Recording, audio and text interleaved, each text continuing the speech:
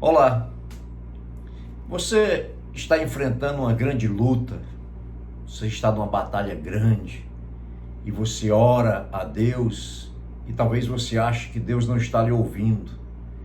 Talvez nos seus momentos íntimos com Deus ali você está dizendo: Deus, o Senhor me abandonou, o Senhor não me escuta, não escuta as minhas orações.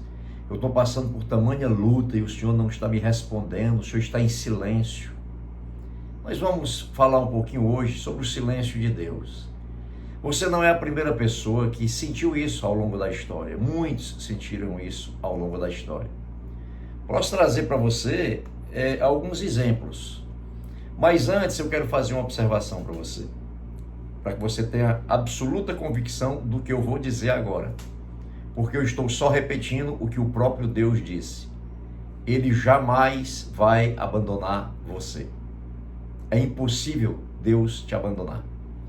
No livro do profeta Isaías, no capítulo 59, versículo 1, Isaías diz assim: ouçam, o braço do Senhor não está tão curto que não possa salvar, e o seu ouvido tão surdo que não possa ouvir. Isaías está dizendo: olhe, prestem atenção, o braço do Senhor não é tão curto, ou não está tão curto que não possa te alcançar. Nem o ouvido do Senhor está tapado para que não possa te ouvir. Essa certeza o profeta tinha, e essa certeza nós temos também, porque o profeta falava a palavra que Deus mandava. Então era a boca de Deus. Mas eu quero observar para você, e ao longo da Bíblia nós vemos isso, é que Deus ele também opera de forma silenciosa. Ele também trabalha no silêncio. Ele se move no silêncio também. É uma das formas que Deus faz. É uma das formas que Deus usa, certo? Então, muitos homens e mulheres de Deus passaram por isso. Se nós olharmos a história de Jó, por exemplo, quando Jó perdeu todos os seus bens, Jó perdeu os seus filhos, Jó estava com o corpo coberto de feridas, ele estava também, em determinado momento, ele começou a questionar Deus. Ele questionava se Deus ainda estava o escutando, se Deus ainda, além de ouvi-lo, se Deus não havia abandonado ao próprio Jó, né? Então ele fala sobre isso. Em Jó 23, versículos 1 a 3, ele conta um pouco dessa história, né? Mas Jó, que diz, ele decidiu, quanto mais ele estava naquela situação, mais ele resolveu buscar a presença de Deus, mais ele resolveu manter a sua perseverança e a sua fé. Então, por exemplo, em Jó 42, 5, nós vemos que depois que Jó passou por todas aquelas dificuldades que ele passou, ele perseverou buscando a Deus, ele perseverou na fé que ele tinha, e ele diz assim: meus ouvidos já tinham ouvido a teu respeito, mas agora meus olhos te veem. O que Jó quis dizer é que antes de ele passar por aquelas lutas todas, ele conhecia Deus, porque ele sempre foi uma pessoa fiel a Deus. Mas depois que ele enfrentou aquelas dificuldades, mantendo-se firme, persistindo, buscando cada vez mais a Deus, a intimidade que ele conseguiu com Deus foi tão grande que ele compara essa intimidade a ter visto Deus com os seus próprios olhos.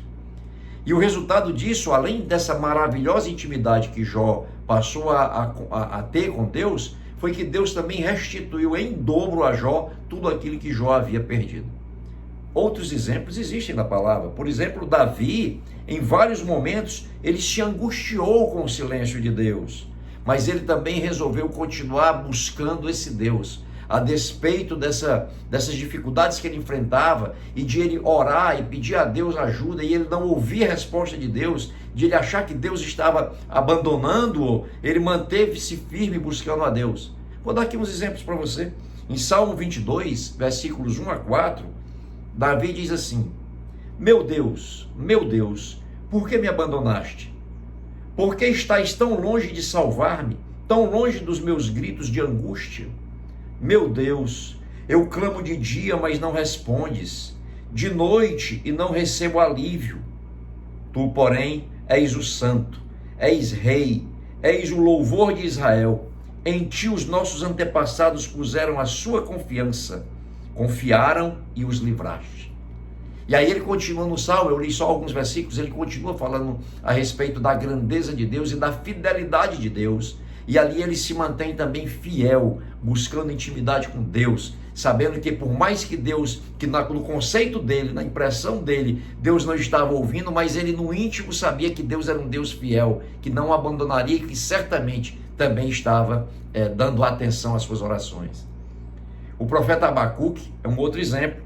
Ele se queixou de que Deus o havia abandonado, está no livro de Abacuque, no capítulo 1, versículo 2. Mas ele também perseverou na fé e na confiança. E é linda a oração que Abacuque faz. Vamos ler esses dois trechos. No capítulo 1, versículo 2, Abacuque diz assim: até quando, Senhor, clamarei por socorro sem que tu me ouças?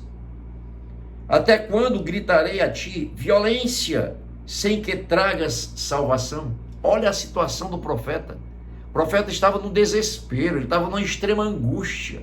E ele diz: até quando, Senhor, eu vou continuar clamando por socorro sem que o Senhor me escute? O Senhor não me escuta, Deus. Era isso que o profeta estava dizendo. O Senhor não me escuta, até quando eu vou gritar? Eu já estou gritando a ti.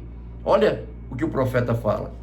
Mas o que é que ele diz lá na frente, no capítulo 3, versículos 17 a 19, ele faz uma oração linda.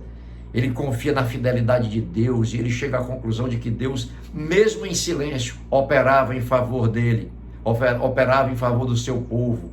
E ele diz assim: mesmo não florescendo a figueira, não havendo uvas na videira, mesmo falhando a safra de azeitonas, não havendo produção de alimento na lavoura, nem ovelhas no curral, nem bois nos estábulos, ainda assim eu exultarei no Senhor e me alegrarei no Deus da minha salvação.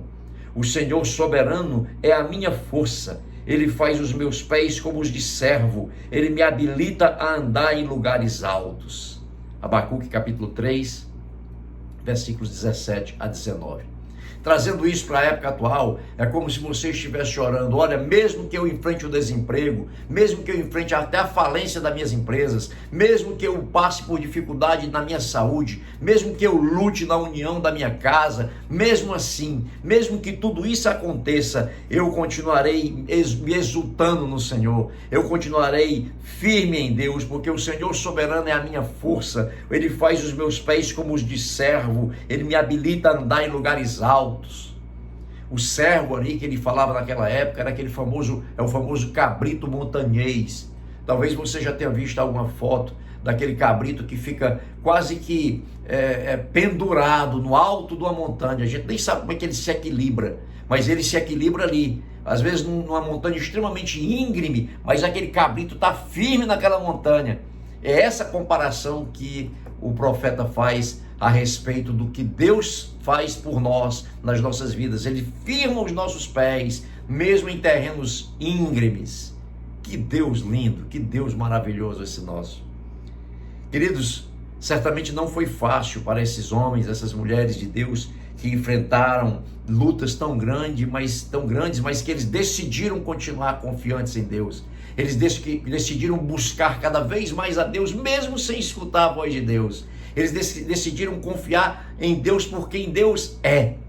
Certamente não foi fácil para eles, passando por tamanhas lutas, manterem-se assim, mas assim o fizeram. Eles se mantiveram firmes e foram tremendamente abençoados por Deus. Deus nunca nos abandona. Ele diz algo maravilhoso também no livro do profeta Isaías, no capítulo 49, versículo 15. Ele diz assim: será que uma mãe pode esquecer do seu bebê que ainda mama e não ter compaixão do filho que gerou? Será que uma mãe pode esquecer do bebê que mama e nem ter compaixão do filho que gerou? Aí ele continua dizendo: embora ela possa se esquecer, eu não me esquecerei de você. Deus está dizendo, mesmo que uma mãe pudesse esquecer do filho que ama, do bebê que ainda mama, mesmo que uma mãe não tenha compaixão com aquele filho, eu, Deus, jamais abandonarei você. Esse é o nosso Deus. Continue firme e confiante. Pense nisso. Que Deus nos abençoe em nome de Jesus.